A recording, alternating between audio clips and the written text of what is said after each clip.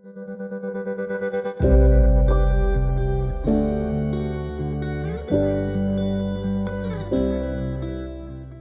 and welcome to the A Book a Day channel. The book I'm reading for you today is 7 Rules of Power. Its subtitle is a bit long, surprising, but true. Advice on how to get things done and advance your career. The author of the book is Jeffrey Pfeiffer, a professor of organizational behavior at Stanford University. What is organizational behavior? To put it plainly, it is the study of human behavior and attitudes in organizations. The word power in the title of the book is a result of these behaviors and attitudes. It corresponds to the English word power, in fact, is a relatively wide concept, does not refer to the kind of only the leader has, the power to dictate to others, but a kind of in the organization can be successful, can convince people's ability, also can be called workplace power, can also be called workplace power. One of the most popular electives at Stanford University is The Path to Power, a course taught by the author Pfeiffer.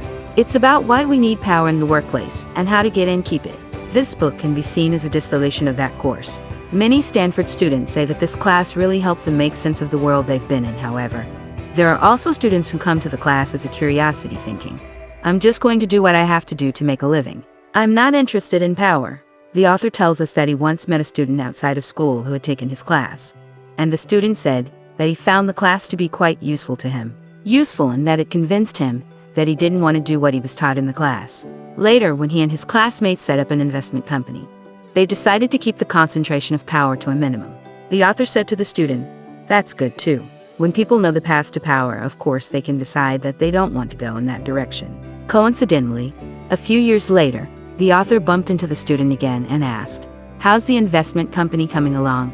Unexpectedly, the student squeezed out a forced smile and told the author that he had been sidelined by his partners and had left the firm. The student admitted that although he wanted to completely remove the laws of power from the company when he started the small firm, he was not able to escape from the reality, and he became the one who was removed instead. This incident can give us 2 reminders.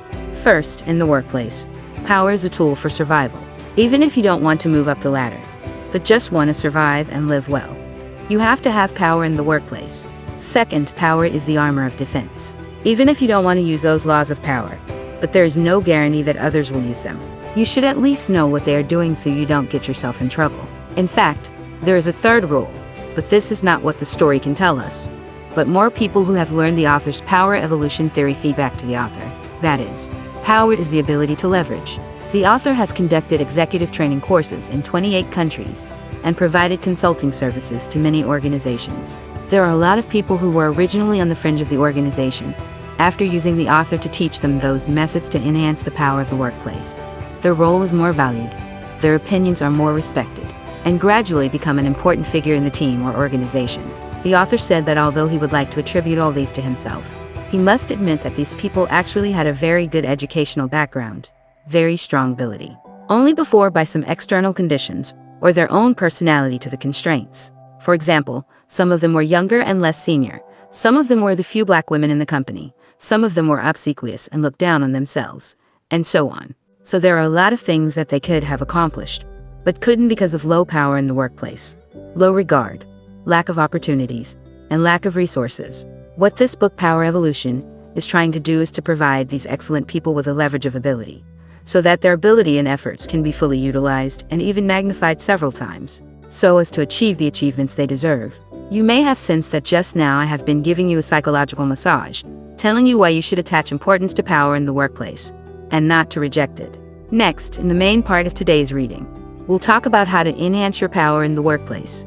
But, as the book says, it's up to a person whether they fundamentally want power or not, or what they want to do in order to enhance it. In other words, what this book can do is to give you a secret manual of martial arts, and how to use it is up to you. Part 1.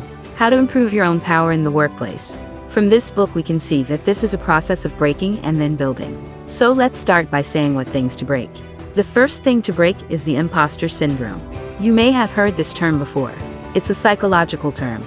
It says that even though some people are already very successful and excellent, they still doubt their own abilities and feel that they do not live up to their name, fearing that someday people will find out that they are an imposter. Because of this mentality, these people have a characteristic. That is, when introducing themselves to others, they like to weaken their own achievements, and do not like to mention their own advantages, but always like to emphasize their own shortcomings. According to the authors, this is the kind of behavior that can seriously weaken one's own power, because the way you look at yourself will inevitably affect the image you present to others. If even you don't feel that you are capable and deserve better results, then this negative signal will inadvertently be passed on to others, making them look down on you as well, which will ultimately drag down your career. So what can you do to change this? It's simple. First, think about how you would describe yourself to others. Then see how much of this is a negative description and what can be discarded. See if you have deliberately covered up your accomplishments and strengths and if you can add them. For example, one of the author's female trainees told the author that there was a lot of competition in the company, and that her competitors were always looking for ways to overpower her or take credit for her work. When the author was talking to this trainee, she realized that she always mentioned that she was the only woman on her team, and that she was the youngest and least senior.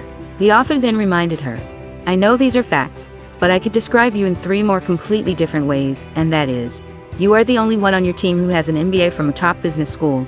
You are the only one who is well versed in mathematical and scientific analysis. And you are the only one who has ever independently led a project that had a significant economic impact. So what? Now we'll have 6 different perspectives. It's up to you as to which 3 you want to keep thinking about in the future." Like this example, the book exhorts us to highlight more of your strengths when presenting your image to the outside world. And as for self-descriptions that could damage your image, whether it's fair and accurate or not, you should try to avoid using them. But what should you do if you say, "I just don't feel confident. I just don't think I can do it"?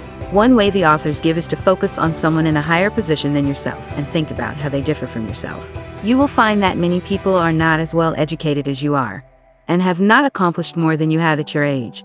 And even some are successful only because of luck or family background. After discovering this, your imposter syndrome will probably be alleviated. There is also a stupid way to push yourself, even if you do not feel comfortable, but also to take the initiative to show yourself and positively describe yourself. The more you do this, the more comfortable and skillful you will become. It takes a process. We were talking about the first break, breaking the imposter syndrome. This is your first step toward power in the workplace. Let's move on to the next break, breaking the obsession with winning the favor of others. Some people may always worry that others don't like them, so they try hard to win them over. But the book reminds us that this can have the side effect that others may think you are not capable. A Princeton University social psychology study shows that in many cultures, people judge others on the dimensions of warmth and competence. Interestingly, people perceive these 2 dimensions to be negatively correlated. In other words, the more enthusiastic you are, the more people will doubt your ability. What's more, Harvard Business School did a study where they asked some people to read book reviews, those review articles given for a book. It turned out that people find those who give negative reviews to be smarter, more competent, and more professional. While that sounds a bit solid, it's a common psychological tendency for people. That's why Theodony, the author of that famous book Influence, used to advise people that when entering a new environment, instead of showing friendliness first, you should show your competence first. Build up this impression of being competent first, so that later on if you show your warm side again, people won't think you are weak. Some advice is also given in this book, such as, if you are a leader, then don't reveal your weaknesses so easily. You may have heard the argument before that properly exposing your vulnerability and weaknesses can bring you closer socially and enhance people's goodwill towards you. This is true, but there are also studies that have found that if you are a leader, then the cost of doing so is that it reduces your prestige and sense of status. The Harvard Business Review tells of a case in which a supervisor in a healthcare organization was promoted to manage dozens of times the number of subordinates she had before. In her new speech, she told the group that she was nervous that she wouldn't be able to carry the load. Did her honesty make people like her more? It didn't. Instead, saying these things made her lose her sense of power and trust in front of the crowd. Because people want leaders who are confident and in control. Even if you're not a leader, this is something to keep in mind. Don't easily expose your vulnerabilities and shortcomings in the workplace. In addition, the author suggests that you should not always say "I'm sorry" or "I'm sorry," and that you should not be afraid to mention your legitimate demands or ideas for fear of offending someone. However, when you hear this, you may worry that if this happens, will my colleagues dislike me? Will this also affect my career? Here, the book gives the statistical results of a long-term study.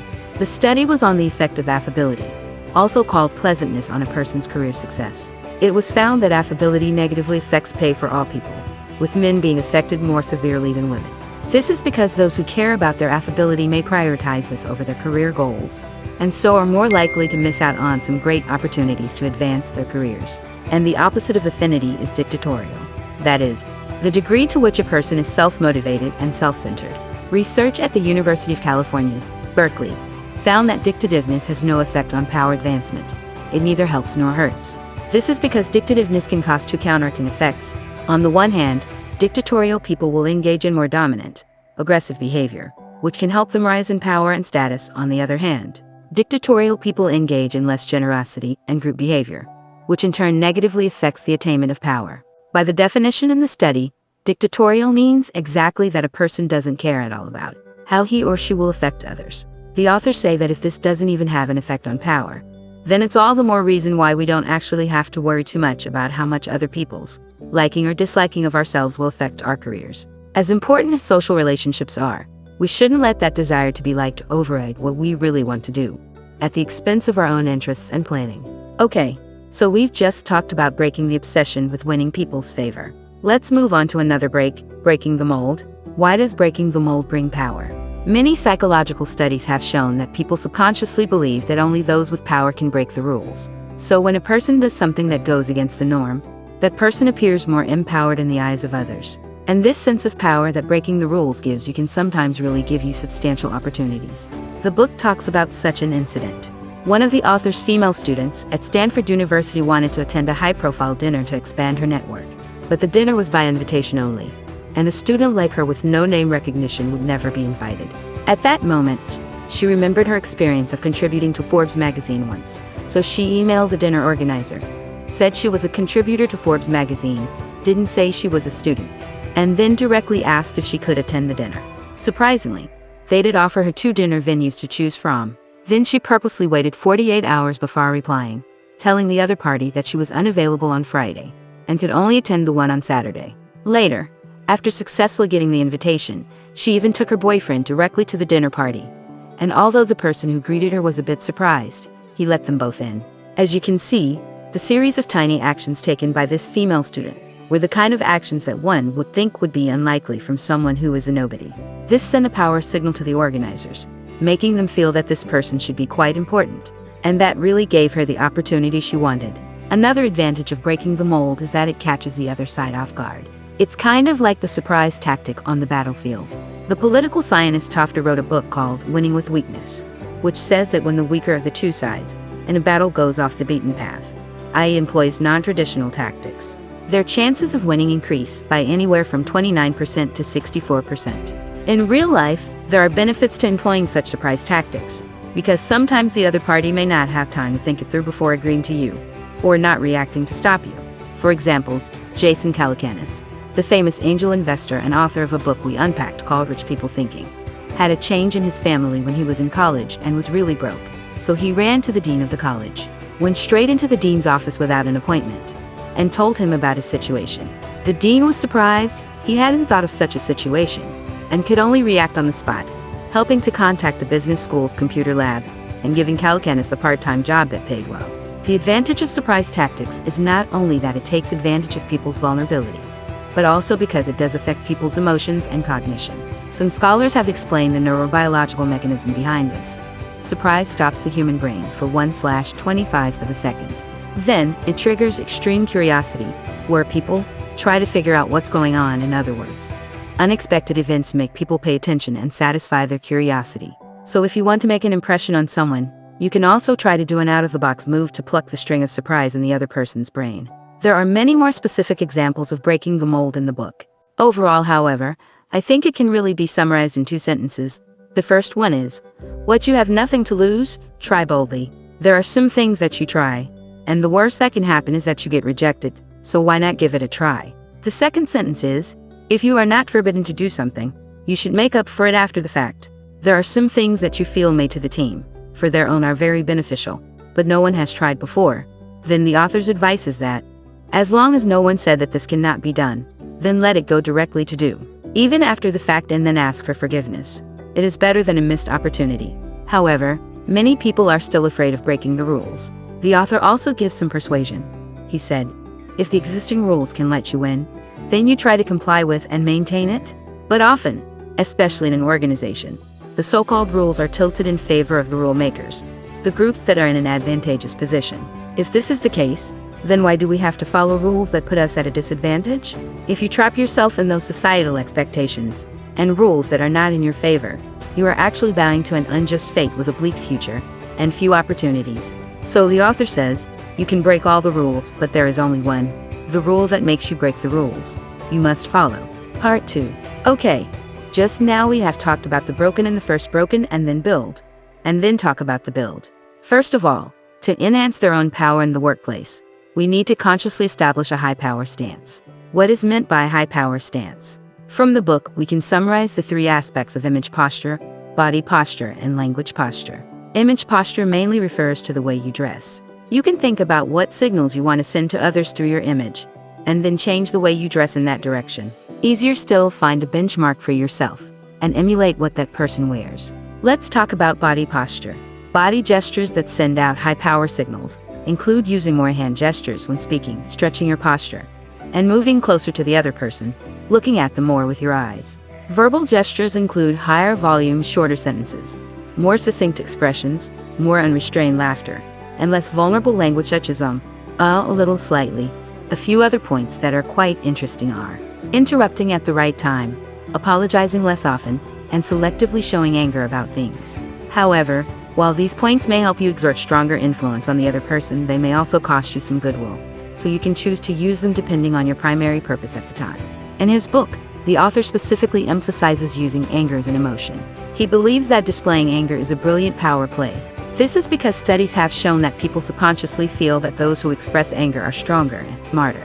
This allows these people to unleash a greater sense of power. When people of the same level work together, if one person shows anger, then he can exert a stronger influence over others. That's why the famous General Patton would practice in the mirror. Practicing what? Frowning. We were talking about establishing a high power stance.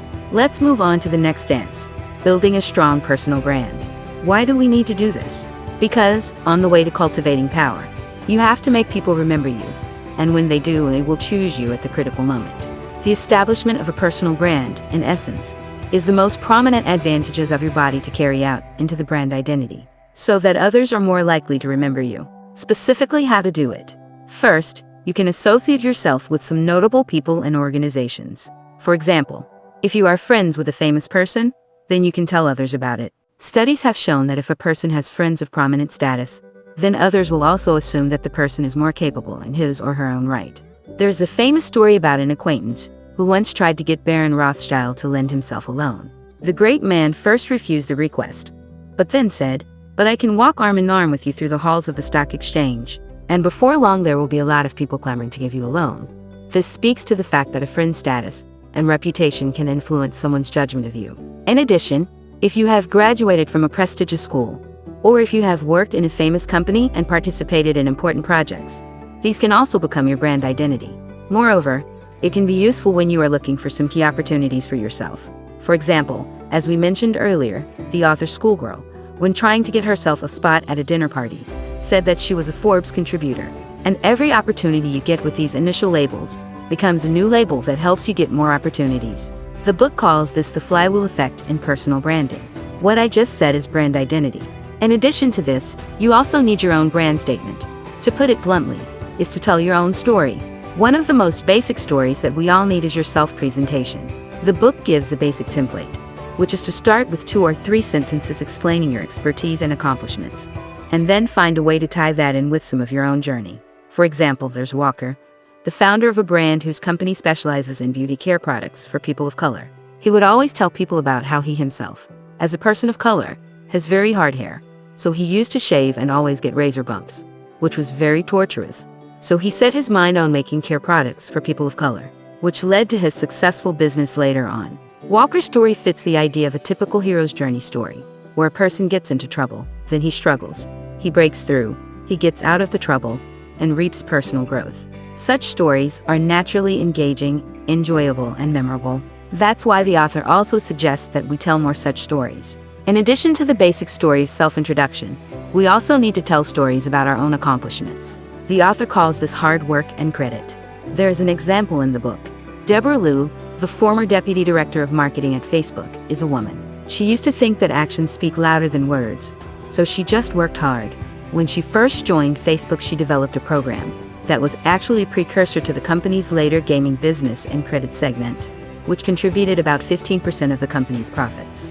But at the time, after the work was done, no one ever mentioned it again. Then, feeling that the work wasn't going as well as expected, Deborah went to a presidential coaching program, where the coach told her that she had to change her silent demeanor and tell people the story of herself or her team and get the credit she deserved.